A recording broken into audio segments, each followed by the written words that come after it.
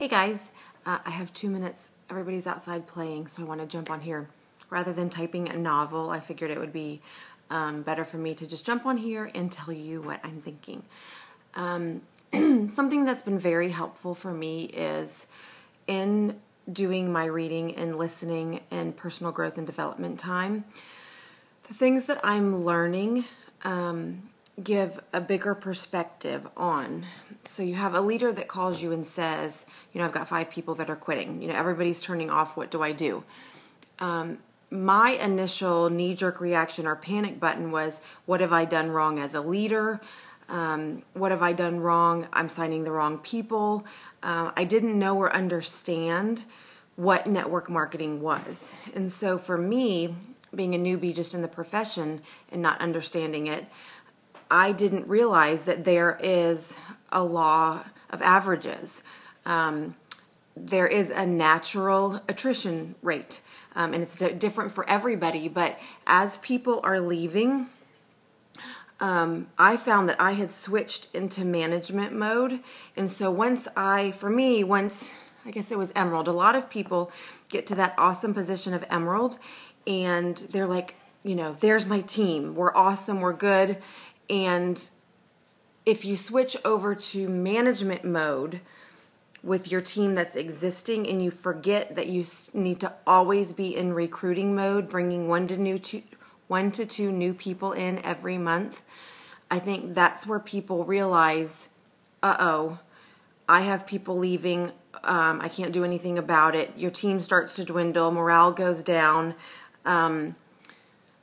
There really is a revolving door. I've heard it said, a third coming in, a third working, and a third leaving out the back door. So if you're not doing things to make sure that you've got that new, fresh team growing, you are going to have problems with people leaving. But you also need to look at the fact that life happens. I've got 3 people that just called today and said they can't come to convention. You've got landlord issues, you've got health issues, you've got family issues, you've got money issues, whatever it might be. And the same holds true for people on your team. They get discouraged easily. And to a certain point as leaders, I think we need to be able to encourage and motivate and train, but you cannot wear yourself out dragging the people who need to be constantly convinced that this is what they need to do. Plexus Worldwide is an amazing company and our opportunity is mind-blowing. And if there are people that aren't seeing that vision, that don't have that belief and aren't doing anything to plug into the calls, plug into the leaders, plug into the resources that's going to help increase their belief, it's not my job to make sure that they come along with me. You can only carry one person so far, but you can lead as many people as you want. So in shifting my perspective, that really, really helped me understand it's not necessarily my fault that people are leaving. People are going to quit. There's going to be people who, just like when you use the analogy of this is a marathon, a lot of people, they'll run a mile and they'll just, throw in the towel. And then there's going to be some more people who make it with you 12 miles. And then they're going to say, this is too hard. And then there's going to be the group of people who say, I'm in this, I can do it. And they'll get to, mile marker 23 with you and throw in the towel. Different people have different levels of what their line in the sand is. I'm drawing my line in the sand. For me, it's I'm never quitting. I'm going to read as many books as I can and get the belief and the knowledge that I need to move forward. There's other people who aren't willing to do that. And so don't wear yourself out trying to convince them or trying to drag them.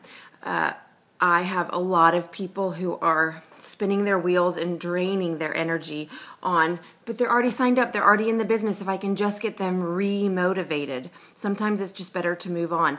I always say, let's move forward. Stay focused, move forward. If they want to follow, awesome. Come on, we'll all go together, but don't waste that precious time and energy trying to revitalize people who have already been distracted and have no desire to build their belief on their own. So that's very, very important. Here comes some kiddos in the driveway. We'll see how much more I get. As far as leadership and building belief and what's helped me, I've already done a few other videos that you can find on YouTube. These that I'm going to show you are some of the more advanced ones that I would say for emeralds and above. Once you get there, these would be things that you would look into. I wouldn't necessarily tell a new team person about this. Orrin Woodward, Launching a Leadership Revolution. I absolutely love Orrin Woodward. So this is a really, really good one. Orrin Woodward also has, he says, if I could sit down with somebody and coach them, give them everything in my brain that I've used over the years, this is what it would be. And that was his book that he wrote, Resolved, 13 Resolutions for Life.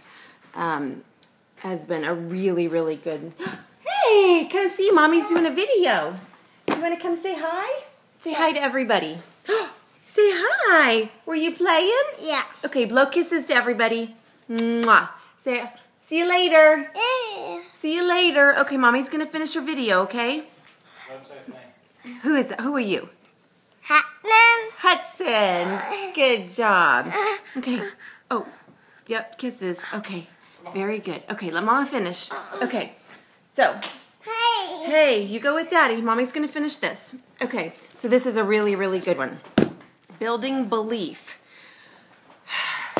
I think for building belief, there's no better way to do that than to hear stories of what's worked, what hasn't. When you hear that Jordan Adler, who is a multimillionaire in another company, when you hear that he did 10 network marketing companies in 11 years, and it took him that long to find one until he figured out, hey, there must be something that I need to look at in me. It's not the company, it's me. And or you talk about Oren Sala, and I think he said it took 2 years to sign his first 2 distributors. And then from there, in that 3rd year, he went through the roof. I think he started making $100,000 a month in that 3rd year. So year 1 and 2, it took him that long to read and learn and grow and develop the skills that he needed to be successful. And once all of that caught up, then he did great. So if you can hear stories of it's okay that you didn't make emerald in 6 months, or guess what, it took me 7 months to get to silver, you know, and I still made it to diamond in 2.5 years. If you can hear stories of these are the people that this has been what's worked for them, this is not what hasn't worked for them, this is their set of odds, this is, you know, I think any story like that helps to increase your belief. The Flip-Flop CEO, this of course is just going to help increase belief on what network marketing is and why it's so awesome that we found it. Again, it's got an entire section of stories, Flip-Flop CEO stories, and these stories are journeys that we can learn from and grow in, knowing there's other people that have done it. There's other people that have endured what obstacles people have dealt with and pushed through and then been successful in. I think it's amazing to think that, oh, we're not the only company that's had a product change and you can still be successful and life can still be great. We're not the only company that grew faster than we could keep up with. There's other stories out there. And so if you can learn from that, read, learn, grow, and all of that.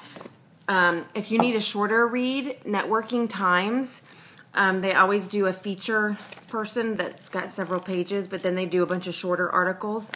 This was one of the first magazines that I found to be extremely helpful in giving me the vision of, oh my gosh, this can be a career. Oh my gosh, this is something that I can do full-time or part-time from home and make full-time money.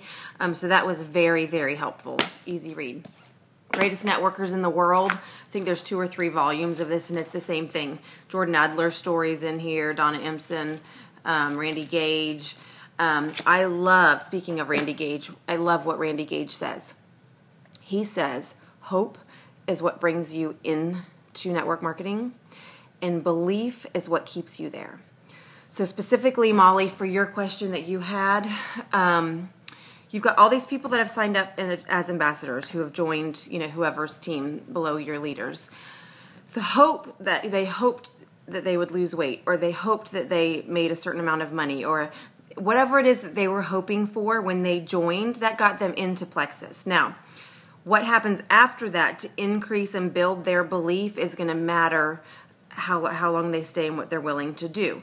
If they're not willing to troubleshoot with things or do whatever it takes to increase their belief, then they're going to have whatever that excuse is to say, this isn't working for me, I'm going to get out.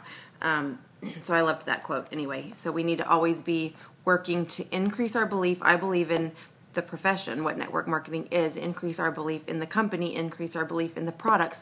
How do we do that? We plug in. We plug into books, we plug into calls, we plug into our upline, we plug into other leaders in the company. However we can get information that's going to make us feel motivated, inspired, encouraged, excited. We're not looking left and right, who's leaving, who's quitting. We're not looking behind us. We're looking forward. We're looking ahead. We're moving to where the good things are. This is a great book, Best Worst First. This interviews 75 network marketing superstars, and the whole book with each story. What was the best thing? What's the best thing you can do for your network marketing business? What's the worst thing you could possibly do for your business? And what's the first thing you should do for your network marketing business? So it has 75 unique perspectives, everything you need to know to build the business of your dreams. That's one of my newer ones that I like because it's short. You can just read a few stories in 5 or 10 minutes and it's not necessarily that in-depth chapter. And then you all know that Sarah Robbins is one of my absolute favorites, and she just came out with a masterclass edition. This is a really, really good audio. It's 3 CDs, and it covers time management for leaders, rocking your recognition, and creating a culture. I think that's another thing. If you have a team where people feel included and people feel appreciated and people feel like they're a part of something that's bigger than them, they are going to be more likely to stay. If they can go to a team page and they feel welcomed and they feel like they're a part of something that's